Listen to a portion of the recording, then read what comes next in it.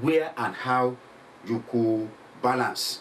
Because your inability to be able to balance will affect. If you tilt towards a particular one, definitely you know that it will affect your balance. You may likely not be balanced. And that's why when it comes to church growth, you must maintain a balance.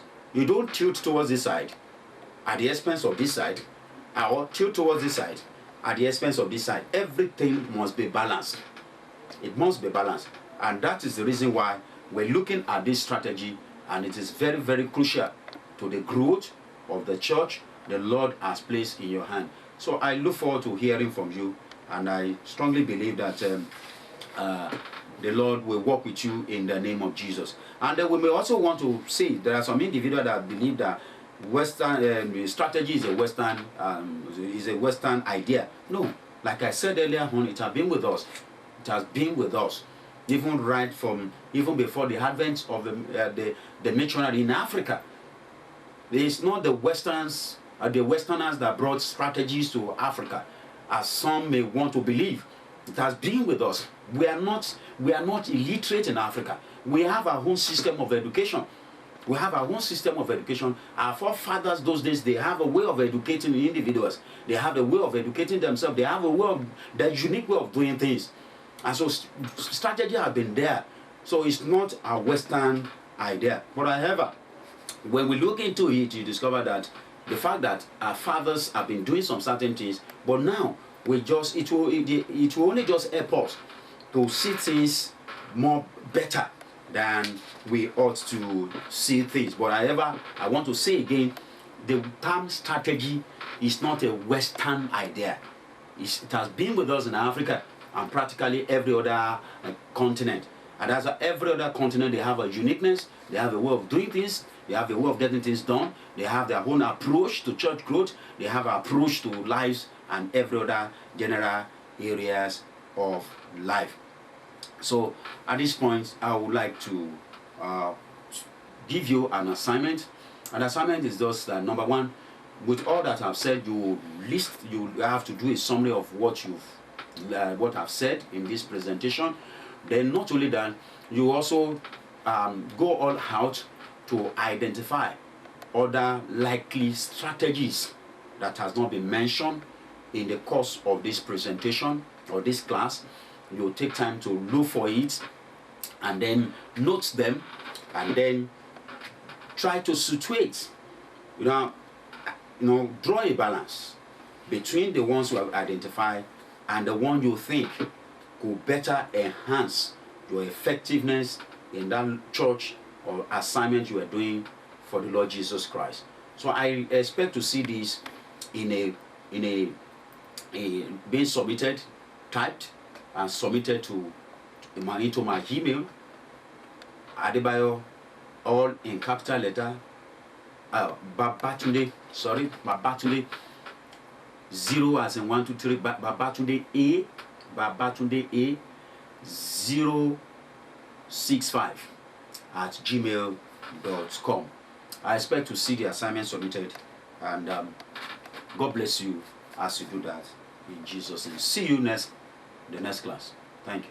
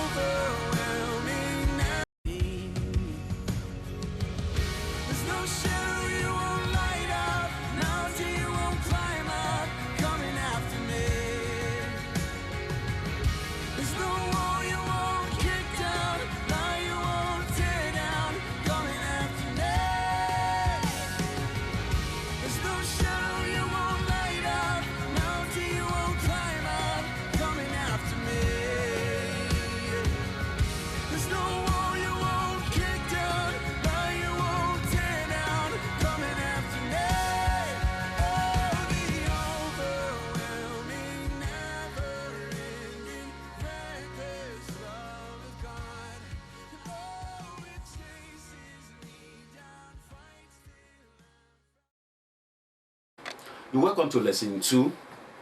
Welcome to lesson 2 of our course, Strategy for Church Growth. In this lesson 2, we'll be looking at what happened when there are no strategies in place. What are the likely issues or situations we may likely encounter when there are no strategies in place? All over the world, visited missionaries who seems to be in the business of doing the work rather than seems to be in the business of doing rather than getting things done. They're rather in the business of doing rather than getting things done. They appear not to have any strategy as to why they are on the field and what God actually intends them to do. There are several missionaries today, and that's why some of them are not really getting it right. Some are doing fantastically well, but some are not really doing what is actually expected of them. They are not really getting it right. Why are they not really getting it right? They are in the business of doing rather than getting the work done. And what do I mean?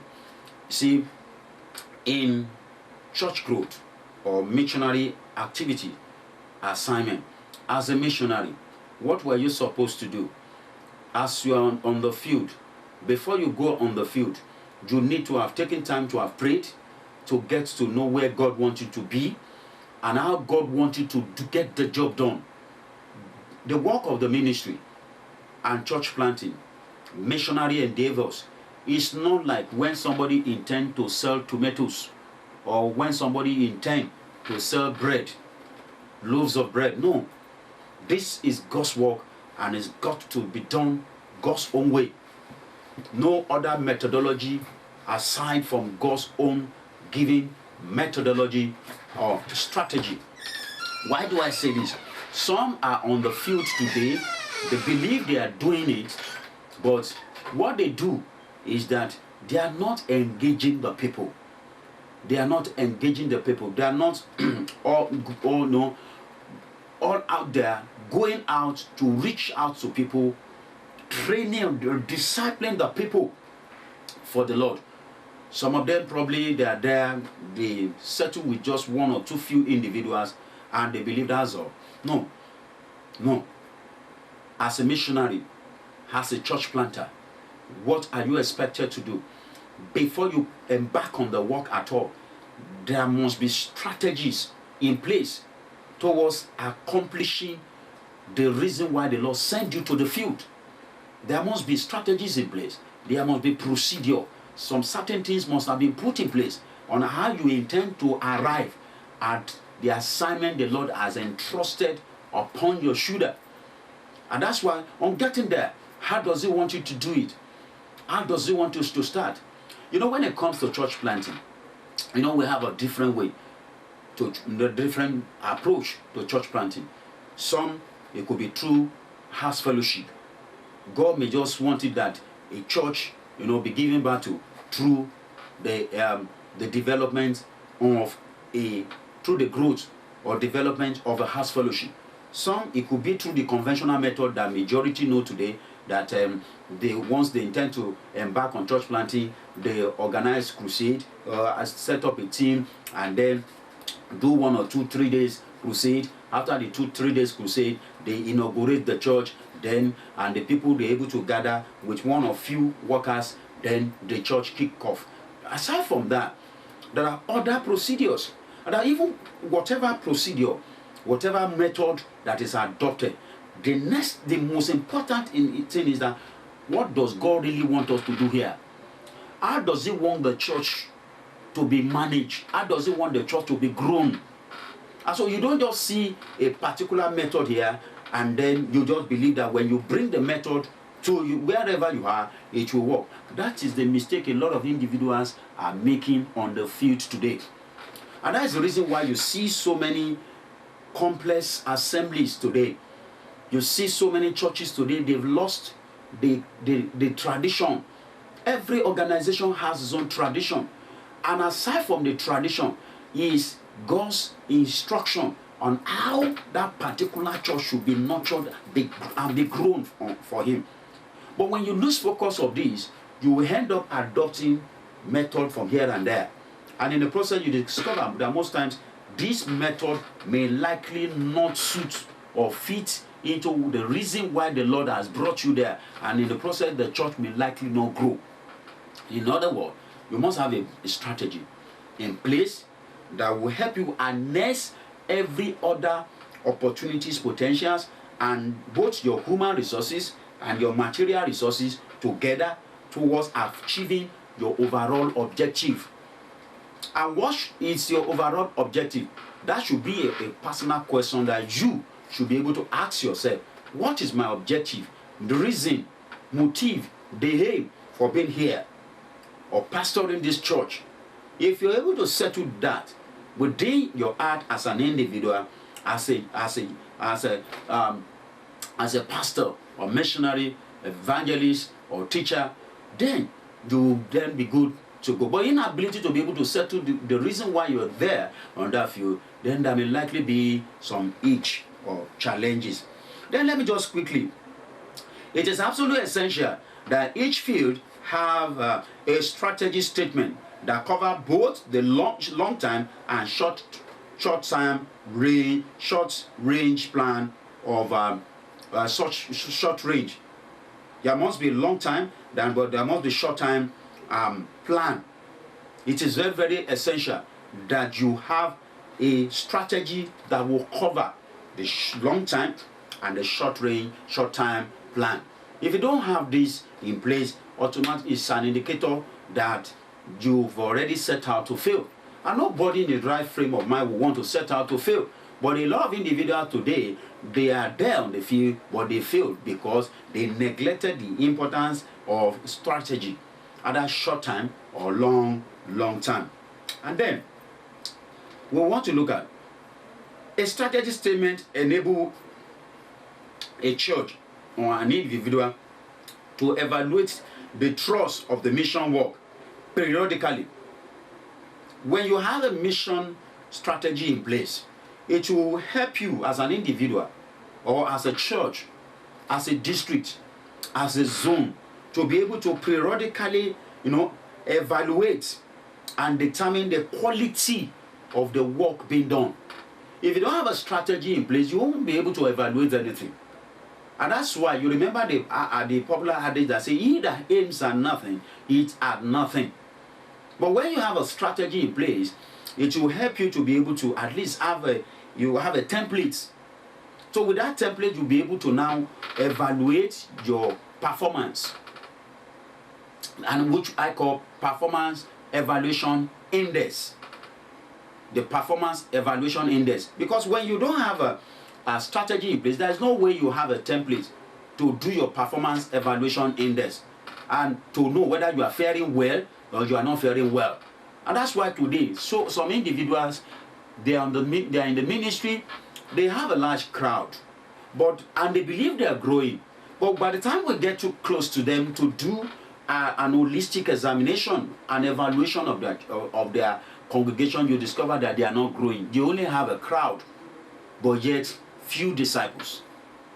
You can as well have about 200 congregation worshippers under your leadership and have just 20 disciples. It's possible. When you don't have performance evaluation index in place, this may likely happen in the course of your assignment. That's the reason why it is strategy is very, very important. Then aside from that, strategy statement enable either your mother church, that enables your mother church, or the local church that probably sent you, or your home mission base, to be able to make intelligent evaluation of requests and activities. They'll be able to make make intelligent evaluation of requests of activities. So probably, like for instance, when you're making requests for some things, you needed some personnel. In ministry generally, there are 3 cadres of materials that we need. We need men, we need material, then we need money. Those 3 M's are very, very germane to the growth of any church. When you don't have men, you don't have the material, you don't have the money, it won't grow. But however, when you have a strategy in place, your mother church, your district headquarters, your zonal headquarters, or your mission base will be able to evaluate your request. Like, because for instance, if you're on the field and you're making some demands, it is the strategy statement that will also be able to help you as an individual to know what to request for and what not to request for towards accomplishing. Because most times, if you don't have this strategy statement in place, you may end up requesting for wrong thing, or the mother church or your home-based church may end up giving you what are not necessary or things that are not needed for immediate growth of the church. And so it is now left for you as an individual to do an holistic evaluation of the assignment on your hand, and then now come up with a strategy statement that will help you to be able to do elimination by subtraction, bringing in what you need, eliminating what you don't need. Because if you don't have this, you may end up having what may likely not be necessary or be needed. Aside from that, strategy statement enable the home church, your mother church, the either zone, the district, or your headquarters to be able to assist in terms of recruiting further personnel and also rendering financial support. When you don't have a strategy statement, it won't be able to enable your sponsors. Let me use that word.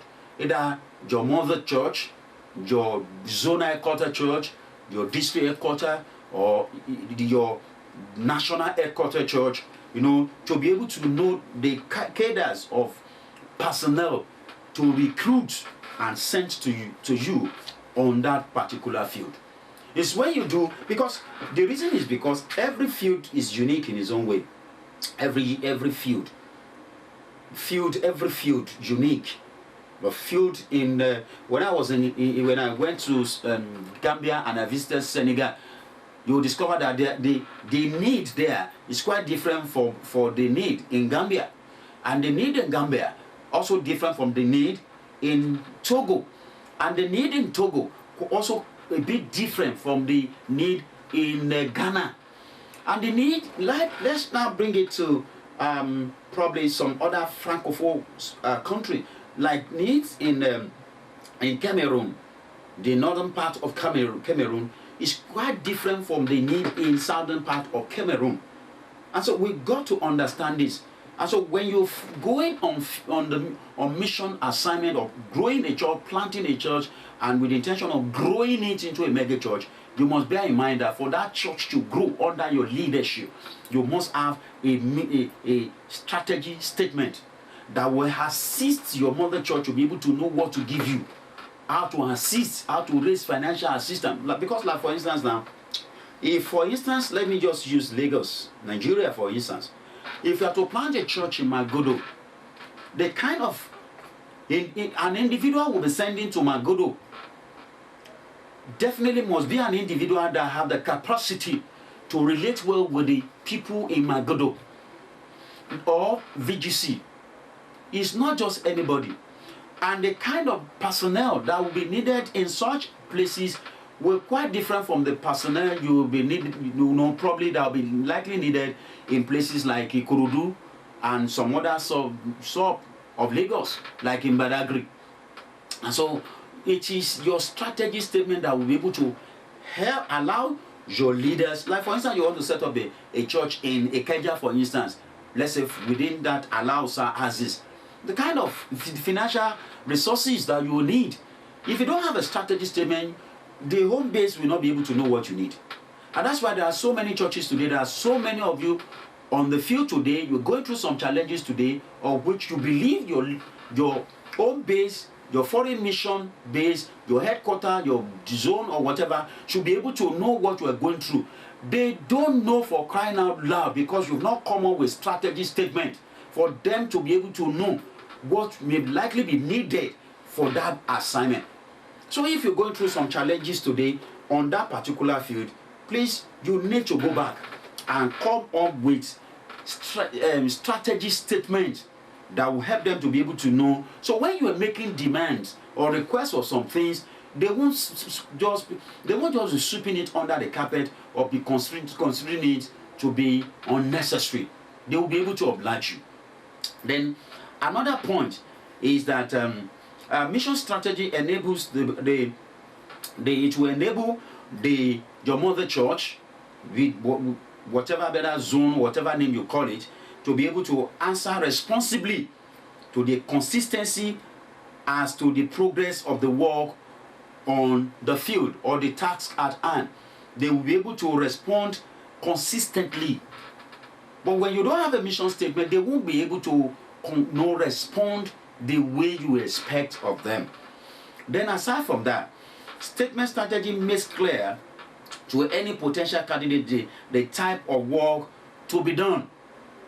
When you have a strategy statement, it will help your personnel, your team members, to be able to know the task at hand. But when you don't have a strategy statement, they may likely just believe that what is expected on the field is just exactly like what they've been doing in some other rural area. And so when they now come with those rural mindsets to work in an urban setting, there will be conflicts. They won't be able to deliver. And you may be thinking that they are like a cog in the wheel of your progress. They are not the problem. You, the team leader, is actually the one that created the problem. You are the one that have actually created the problem because you've not been able to come on with strategy statement for them to know the responsibility at hand and what is also expected of them. And in case they don't have the capacity to meet up the requirement, they will let you know right there. Say, sir or man, this work at hand, I'm not sure I'm qualified for this assignment. And in the process, you'll be able to now do elimination by subtraction, going back to God to pray, and then you'll be able to now look for the right personnel. And I want you to know that an individual pass through the seminary doesn't make an individual spiritually, academically, emotionally capable for some settings. There are some individuals that are certificated, they have all the basic certificates in life, but in terms of the emotion, they are not there. In terms of maturity, they are not there. So if you are going to an urban setting, definitely the kind of individual that definitely will have to be part of your team must be individuals that are matured. Individuals that are mature, not individuals that have the mentality of everything about them should be money, money, money, money, money, money. If you go with such an individual, every opportunity, as people begin to come into your church, they begin to think of more money to come into their pocket. And ministry is not like that. If you run ministry like that, you're already setting for the other, which I wouldn't want to mention here. And then strategy statement enable the missionary to follow a pre-planned series of action. When you have a strategy statement in place, it will enable you as a church planter to be able to follow a series of pre-planned action. You won't just be jumping from here to there, taking irrational decisions and then just taking anything just like unique standard solution or planning the way strategy people. No, you'll be able to follow a sequential order, the needed and basic steps, and that will now lead to the overall objective. It will help you to draw closer to what you've actually set out to do.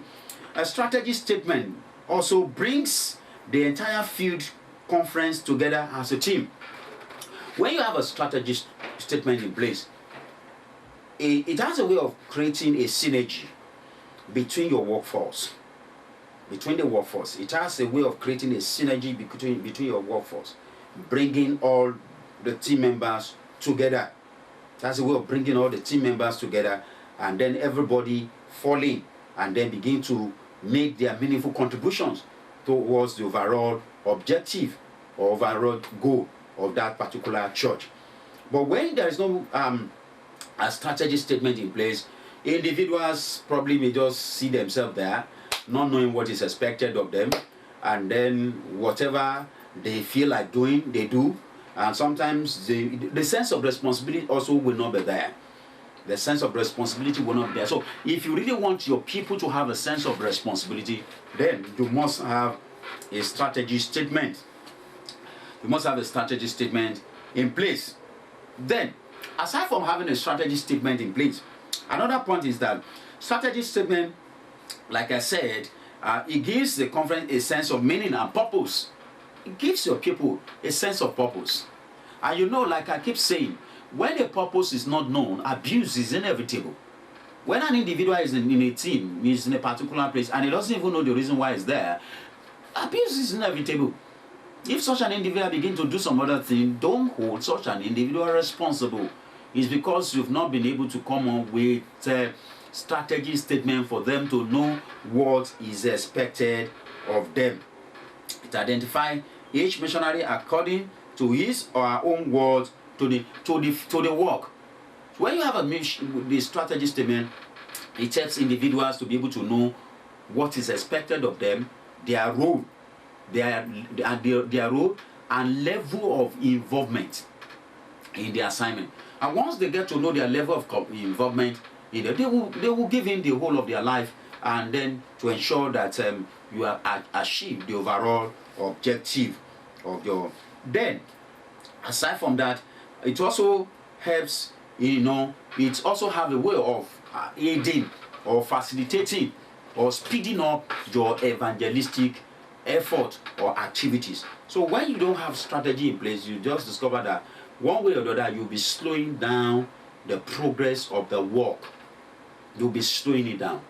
And when you have a strategy statement, what do? You call the people together. You discuss with them. I know it's most likely very few may have strategy statement. But if you're listening to me now as a student and you discover that you don't have it, I want to challenge you. Develop one. And as you're developing, you can forward into my mail to see and probably to guide. And then to do that, you also need to give a background of the environment where your church is, the church setting, the background to the church setting where your church is located. You also have to include that, so that will also help in redrafting, reconstructing the strategy statement. And so when you have a strategy statement, it will really speed up the work, and everybody will have a sense of belonging. But there is no way they will have a sense of belonging without you communicating with them, you discuss with them, you carry them along until you sell it to them. You sell it to them until they buy into it, they will never run with it. It's until when you sell it to the people, you don't coerce anyone into it. Don't coerce anyone. Sell to them, convince them, let them see it. Until you sell it to them and they see it and they buy into it, they won't run with it. People only run with what they understand. So until they have a clearer understanding and they also see the strategy statement, they see their level of involvement and they see themselves as co-owner. So that's why you must guide against the idea that no, this is my church, it's true. No one is contending, but bear in mind the church belongs to Jesus. No one is contending the seat with you.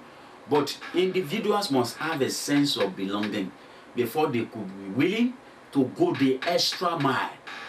When people are willing to go the extra mile, you are bound to be growth in such a place. But when people are not willing to go the extra mile, you will see attitudes, and that alone will slow down. Where they ought to have invited their friends, their family, they won't do that. They won't tell anybody about your program. They won't tell anybody about your church. Have you not seen locations of where some individual will be giving hand flares of a ministry for them to distribute to their friends and family and their loved ones, only for them to just go and keep such in their drawers? Why are they doing that? They are not. They don't see themselves as co-owner of that assignment. That's why they believe in just keeping. they believe is for you, and they believe that whatever they are doing, they are only just helping you, helping your ministry. They are not seeing their level of one involvement and participation. We have to let them realize. I'm listening to them. See, I believe in a football team setting where everybody, the coach, and then you also must bear in mind that the responsibility of a pastor is like an umpire who train the football teams, the players, on the expected roles and areas they are to perform. And then, haven't done that, you now put them on the field. No coach will ever join the team in playing. Although you are part of the entire team at large, but no coach will ever go to the field and be playing with his boys. No matter the weaknesses, no matter the lapses. And that's why a right-thinking coach must know what is expected and be able to deploy the players in the areas of their strength. You don't say because you don't like a particular individual, you withdraw the person from your defense. Becomes a problem. Put people, learn to sell this thing to them. Let them see themselves as players in the assignment. When they see themselves as players and that they have a major role to play, honestly, they will run with it, and there will be a fantastic result. And what are the things to be included when drafting your strategy statement? Number one, the map of the field should show all the community. When you are drafting your strategy statement, the strategy statement must include the map of the field where you are going. It must include the map. You must show the map of the field. You must show the map. And in this map, it must include the community. It must show not just only the community, the road network, the significant geographical facts within such a location.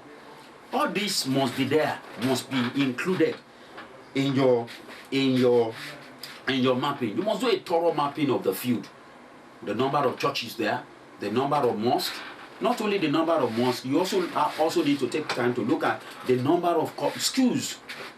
You look at the socio-economic setting of that environment. That is what will help you to also determine the kind and the cadres of leaders and workers to go with you. If all these things are not put into consideration, you may likely bring in the wrong individual. Number two, a definition of the commerce and the culture of the field. Very, very imperative.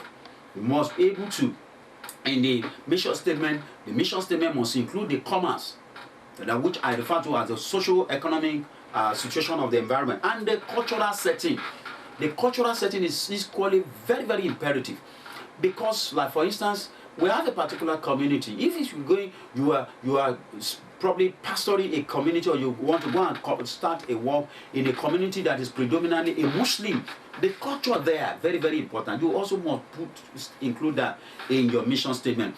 Then a brief history of the area and how the mission came into the area. The brief history of the area. That will also give you an insight into not only the physical situation, the historical setting, but also the spiritual situation of the area.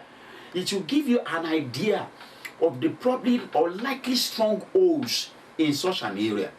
Can I just cite an instance where by pastor presently, by God's grace, when I was to do this, I went round, I took time to pray, and the Lord gave me an insight that I should go round. And I discovered that we're just the only church within such a place.